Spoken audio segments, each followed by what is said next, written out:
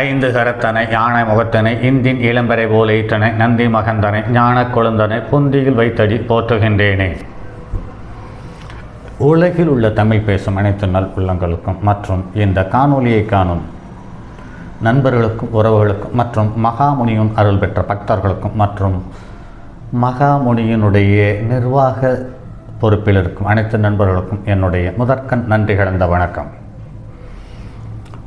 நமது கொங்கரன் கோட்ட முனியப்பன் கோவில் சம்பந்தப்பட்ட தகவல்கள் ஒவ்வொரு காணொலியாக தொடர்ந்து கொடுத்து கொண்டிருக்கிறோம்.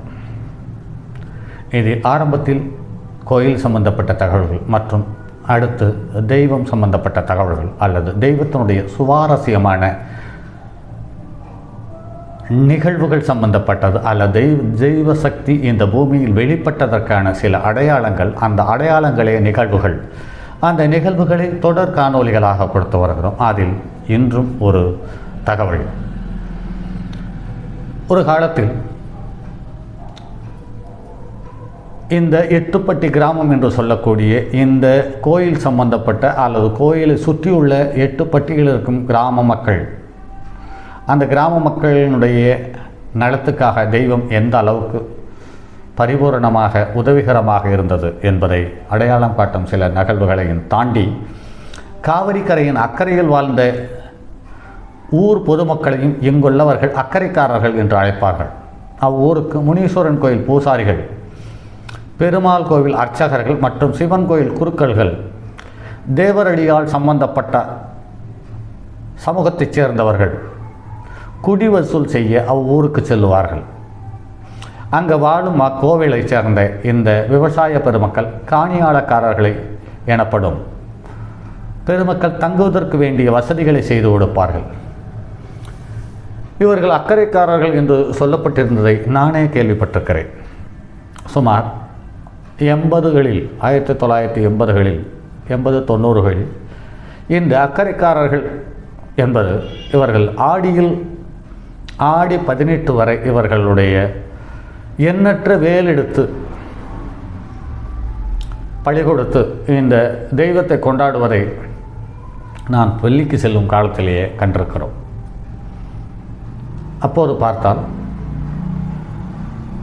பெரிய பெரிய வசதியுள்ள பெரிய பெரிய மனிதர்கள், பெரிய பெரிய குடும்பங்கள், அதாவது ஒரு 10-20 பேர் அல்லது 50-100 பேர் வரை ஒரு விசேஷத்தில் கலந்து கொண்டிருப்பார்கள். அதற்கு பார்த்தால் அவர்களுடைய சொந்த பந்தம் எல்லாம் வந்து இங்கேயே வேலெடுத்து அதனுடைய நேர்த்திக்கடனை நிறைவு செய்து அன்று பலியிட்டு விருந்து வைத்து மிகவும் சந்தோஷமாகவும் பெருமிதத்தோடும் ஒரு கம்பீரத்தோடும் அந்த நிகழ்வுகளை நடத்தியதை நான் சிறு வயதில் கண்டிருக்கிறேன். அப்படிப்பட்ட அந்த அக்கறையில் இருப்பவர்களுக்கு இங்கிருந்து பூசாரிகள் மற்றும் பூசாரி சம்பந்தப்பட்டவர்கள் மற்றும் பெருமாள் கோயில் அர்ச்சகர்கள் மற்றும் கோவில் பூசாரிகள் மற்றும் கோயில் குருக்கள்கள் மற்றும் தேவரடியார்கள் என்று சொல்லக்கூடிய இந்த 4-5 வகையான மக்கள்கள் ஒன்று சேர்ந்து அங்கு போய் தங்கியிருந்து ஒரு சில குறிப்பிட்ட நாள்கள் வரை அங்கேயே இருந்துவிட்டு அவர்கள் மூலம் ஏற்பாடு செய்யப்படும் விருந்தில் கலந்து கொண்டு விருந்து அருந்திவிட்டு வரும்பொழுது அவர்களிடமிருந்து வரியை வசூல் செய்து கொண்டு வந்திருக்கிறார்கள். அப்படி ஒரு பழக்கம் இருந்திருக்கிறது. அப்படிப்பட்ட ஒரு தகவல் தான் இந்த காணொலியும்.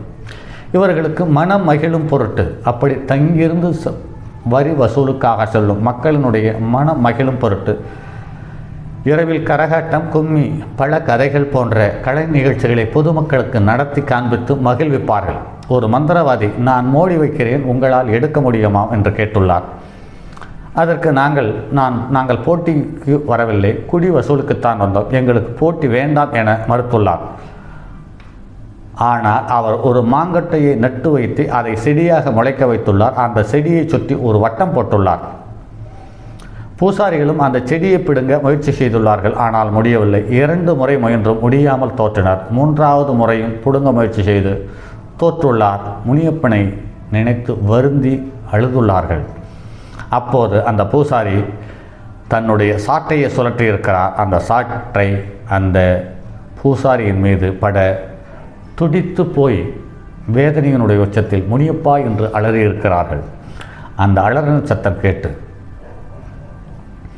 ஓங்கிய சப்போஸ் அந்த மந்திரவாதியினுடைய கையில் இருந்த சவுக்கையோடு அல்லது சாட்டையோடு ஓங்கிய கையோடு அப்படியே நின்றுவிட அந்த பூசாரி அந்த முனியப்பனை மீண்டும் நிலத்தில் உழந்து நெடுஞ்சான் கிடையாக வணங்கி எழுந்து உட்கார்ந்து அந்த செடியை பிடுங்கியிருக்கிறார். செடி கையோடு வந்துவிட்டது என்று பார்க்கும் பொழுது அவரையும் அறியாமல் கண்கலங்கியிருக்கிறார். முனியப்பன் சக்தி உள்ள தெய்வம்தான் நம்மோடு கூடியிருக்கிறது, இவ்வளவு தூரத்தை கடந்தும் நம்மோடு கூடியிருக்கிறது அல்லது நமக்காக கூட இருக்கிறார் என்று நினைக்கும் ஒரு பெருமிதத்தோடு இருந்திருக்கிறார். மறுபடியும் அந்த மந்திரவாதியை கேட்டிருக்கிறார்கள், எப்படி நடந்தது, என்ன ஆச்சு அப்படின்னு கேட்டிருக்கிறார்கள். அதற்கு ஒரு வெள்ளை குதிரையில் ஒரு காவலன் வந்து என்னை குதிரையோடு வேகமாக வந்த பொழுது நான் குதிரையின் மோதி கீழே விழுந்தேன். அப்போது சடார் என்று ஒரு சத்தம் என் முதுகின் மீது விழுந்ததை உணர்ந்தேன். அசைக்க முடியவில்லை. அந்த நொடி முதல் இந்த நொடி வரை என்னுடைய கை, என்னுடைய உடல் முழுவதும் அசைக்க முடியாமல் வலி அதிகமாக இருக்கிறது என்று அழுதுவிட்டு சபையை விட்டு வெளியேறியுள்ளார். அவரை எந்த நேரத்திலும் எந்த நிலையிலும் எந்த இடத்திலும் அழைத்தவரை கைவிடாத நம்மவர் முத்து முனீஸ்வரன் பிறவி என்ற பெருங்கடல் சம்சாரம் என்ற தோணியில் ஏறி திசை தெரியாத கடலில் பயணம் செய்யும் நமக்கு இதோ கரை என்று அருகில் உள்ளது என்று அறிவிக்கும் கலங்கரை விளக்கமாக உள்ளார் என்று முனீஸ்வரனை சொல்லுவோமானால் அது மிகையாகாது. அந்த ஒளியின் வழியே பயணம் செய்தால் ஆன்மீகம் என்ற கரையை அடைய முடியும் என்பது அதற்கு தேவையான பொறுமையும் நம்பிக்கையும் மட்டுமே இருந்தால் போதும். முனீஸ்வரன் நம்மோடு வாழ்நாள் முழுவதும் இருப்பார் என்று சொல்லியிருக்கிறார். இதை நிறைய நிகழ்வுகளில் நான் சந்தித்திருக்கிறேன். எனக்கே ஒரு சில காலகட்டங்களில் அறுதியிட்டு ஒரு முடிவெடுக்க முடியாத ஒரு மந்த நிலை இருக்கும் பொழுது கோவிலில் வந்து ஒரு தீபத்தை அல்லது கற்பூரத்தை ஏற்றி வணங்கிவிட்டு ஒரு 5 நிமிடம் கண்ணை மூடி அமர்ந்து விட்டால் அந்த 5 நிமிடம் கடந்த பிறகு எழுந்து வீட்டுக்கு பயணிக்கும் பொழுது ஏதோ உடலில் உள்ள பாதி பாரம் குறைந்தது போல் நிறைய தடவை உணர்ந்திருக்கிறேன். இதில் திருமணம், நிலம் வாங்குவது, விற்பது மற்றும் அண்ணன் தம்பி பிரச்சனைகளை சரி செய்வது மற்றும் நோயாளி மற்றும் வரவு செலவில் பலமான நெருக்கடி, சிரமங்கள், அவமானங்கள், கஷ்டங்கள், வேதனைகள் இவை அனைத்திற்கும் அது மட்டும் இல்லாமல் மற்றும் மதிமுக்கால் மந்திரங்கால் வேலை மற்றும் கால்நடைகள் மற்றும் பறவைகள் இப்படி எண்ணற்ற ஜீவன்களுக்கும் இந்த கோவிலில் உள்ள தெய்வம் நிறைய முறை இவர்களுக்கு பரிபூர்ணமாக அருள் தந்து அவர்களுடைய கஷ்டத்திலிருந்து வெளியில் கொண்டு வந்திருக்கிறதை நிறைய நண்பர்கள் மூலம் கேள்விப்பட்டிருக்கிறேன். அப்படிப்பட்ட தகவல்கள் நிறைய இருக்கிறது. மற்றும் அடுத்தது ஒரு பதிவில் சந்திப்போம். அதுவரை உங்களிடமிருந்து விடைபெறுவது உங்கள் அன்பு நண்பன் எம் ராஜரத்தினம். என்னுடைய அலைபேசி எண் 9788972999 மற்றும் ஒரு எண் 9791399649.